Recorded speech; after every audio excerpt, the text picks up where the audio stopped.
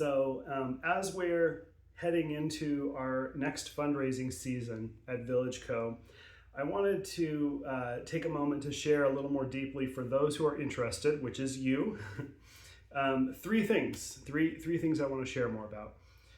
The first is why I'm so passionate about VillageCo. It's something that I wonder if it's kind of taken for granted that I will always be here, and I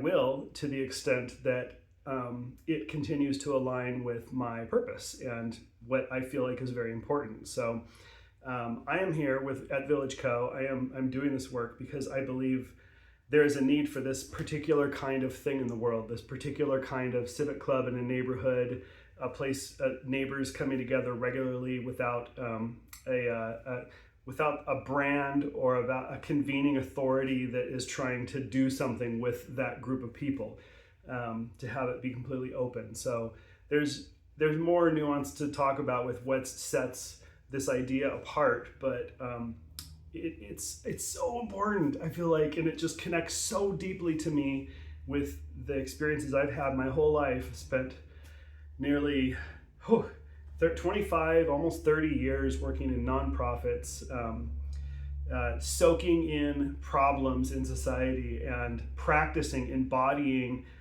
solutions and applications, integrations, and in all of those cases, the best, sweetest spots of all of it is community, and not the generic sense of community that just exists, but intentional community, and a community that is coming together for a reason and has members who care deeply about the community and invest into it. So that tends to do a lot of things when we just care about a community. It doesn't matter what community it is, good things happen. And I've experienced this with every job that I've had. That's been a community. When I was working at Big Brothers Big Sisters, I advocated for mentorship, and I talked about I extolled the immense benefits of mentoring relationships in people's lives. And I took that in and valued that, cared for that, and all of the things that it took to make that happen.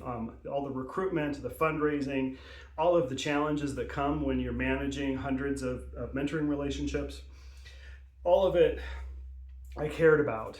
And because of that, it strengthened and grew, not because I was offering some kind of special skill or anything. I just was there to care, and other people were also caring with me. And so I've seen this pattern over and over and over again, that what we care about grows, and it grows within us, what's most important. So that's why I'm so passionate about VillageCo, is because it's bringing that whole experience of building caring community into the place that it's needed the very most, the place it has the most potential and power, which is in our local neighborhoods. So that's why I'm here. And in a sense, this is one way of doing it. There's other ways of doing it. And so who knows, maybe I'll feel differently in the future and I might want to go a different direction, but I am called by this experience that I've got that just kind of leads me into what I know to be true for me and what I want to help nourish and grow, which is all about these kind of soft structures in local communities. So I'm driven by that. But that leads to the second thing that I wanted to share, which is about my ups and downs with VillageCo, and in general. They're obviously related, and I think this is something that I have talked with many people about, and I think in my experience it's something we all have. We all experience the ups and downs of life. So it has showed up for me in VillageCo of wanting to give up. Like, I have definitely wanted to give up many times in the past, and even recently. This is now July of 2026, so a month ago, a number of challenges kind of all lined up within 1 week. And just to share one of those that's kind of funny is I went to visit my cousin who's got young kids, and I was hanging out with her kids, and one of them showed me his bedroom, and he showed me some things he wanted to show me. And then he started talking about his dad and told me that he was a dentist. And then he asked me, what's my job? And I thought, how am I going to, this is already a tough question for me to answer what my job is, because I essentially am a volunteer. I'm not a CEO, executive director. The way we're structuring VillageCo, I'll get to that, is very important to me. But, so anyways, what I said to him is that I bring people together. That's my job, is I bring people together. And he responded, that's not a very important job. Oh, it was so good. And it both cut me deep in that moment. And also, I just laughed and I just loved it. And I just loved his, he really carried the societal weight of jobs and importance, excuse me, through the eyes of a 5-year-old. And so I couldn't take it, it's not personal to me, and it even wasn't personal to him. So what I told him is that it's important to me. And he heard that. We made eye contact, and I could tell that he took that in. That felt good. But the sting sat with me. And in a week when other things were not going well, among them, some volunteers deciding to step back, which always means that there's kind of more for me to hold and field. Things going slower than some people. Something that I hear is wanting there to be more success, more evidence. And so it all I really want to give up. I really just want to give up in those moments. There is evidence, there is progress, there is support and resources, there is a deep reason. But me needing to be the one to convey that and show that is a huge burden that I don't take on. That's not my job. So I do talk to lots of people, and I share about what's important to me and what I see. And I see a lot of valuable things happening in community, in villages in particular. But boy, when it all adds up like that, I just really want to give up. And then I want to live a simpler life. Like, just have a job where I can just show up, punch in, make some money, punch out, but then I realize I'm just re-entering that world that my 5-year-old nephew was describing, the important job, and I can't do that, So I thought about that. I even found a job that I could apply for, but I didn't go that far with it. And it was because I went to a Village Boise gathering. Luckily, we had a village gathering that weekend. I went into it kind of dull. Already heard from some people who said they couldn't be there, and so I was feeling a little disappointed, but it was a good gathering. And what really struck me was at the very end, we did a round where, just as a checkout, everyone shared on this theme of how are you different because of this moment, or however people want to take that in. And folks were basically sharing why the village was important to them. And so not to get into all the details of that moment, it was a very rich moment with lots of voices and to me, a great depth of value and meaning. And it reaffirmed for me that what I see, other people see, so it wasn't that I needed them to support me. It was that I heard that they saw the same thing that I see. And so that, in combination with just, I see it and I need to be doing this work. I feel this kind of revival of energy in my body for this. And so that to say, I've been through some even deeper lows with VillageCo over the years, and I'm still here and I'm deeply committed, and there's nothing that can stop me from pouring my energy into this, because I believe into it so deeply. So it doesn't really matter how fast we move or how much progress or impact we make or how many volunteers or money, that doesn't concern me at all. I'm proud of the work that I do to cultivate resources, and that's all I can, that's what I own. And I don't own other people's need to see progress or to have evidence. And yet that is something we collectively need to talk about. So that's why the sociocracy, that's why I'm very proud about the energy that we're putting into building an organization that has these huge capacities, because of our effort, we have an organization that has the capacity for huge bookkeeping. We can handle a lot of money if we need to. We can do evaluations. We can run projects. It's really cool what we're able to do. So I feel good about all that. So that's me on the up. Now I'm on an up right now. feeling quite good. Okay, so that leads me to the third and final thing that I wanted to share with you. Sorry about the long video, but this is kind of important, and really, like, how can I convey such complex ideas without just taking some space for it? So thanks for staying with me. Okay, here's what I hope others do with this. Here's what I hope you do with this.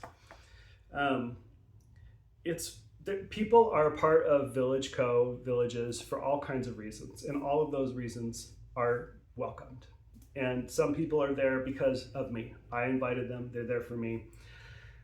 Some people are there for me because they happen to be there, and then they like me and they want to see me again. And there's others in Village that relationship exists. I'm there to see that person. I like to hang out with that person, so I'm there for them. That's fine. What I hope is that people see what I see, what others might have seen, the deeper layer of this, and the importance of holding and caring about this community together. So that's what I hope you do with this. What I hope is to connect with others who will feel like I do, that they're a part of this no matter what. Ups and downs are coming.